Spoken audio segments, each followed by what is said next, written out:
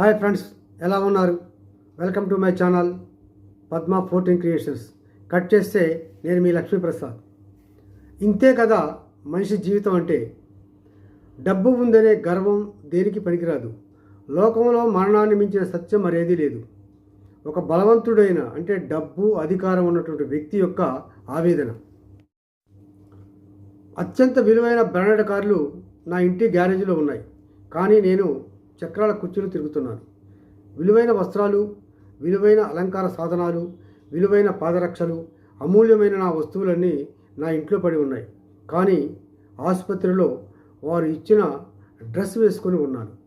నా బ్యాంకు అకౌంట్లో కావాల్సినంత డబ్బు ఉంది, కానీ నాకు ఏదీ ఉపయోగపడలేదు. ఇప్పుడు నా ఇల్లు ఒక రాజభవనం, కానీ నేను ఆసుపత్రిలో ఒక చిన్న బెడ్కే పరిమితమయ్యాను.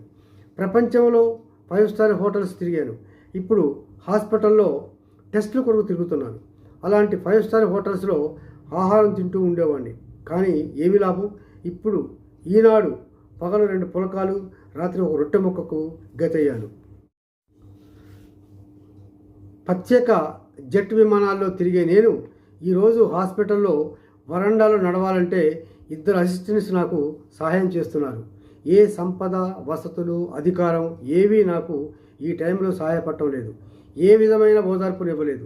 కానీ కొంతమంది ఆత్మీయత గలవారు, వారి ఆదరాభిమానాలు, వారి ప్రార్థనలు నాకు జీవం పోస్తున్నారు. ఇంతేనండి ఈ జీవితం. జీవితంలో ఎవరికి సహకారాలను అందించలేని ధనం వ్యర్థమైన జీవితంతో సమానం. మంచి మనసున్న వారిని గౌరవించండి.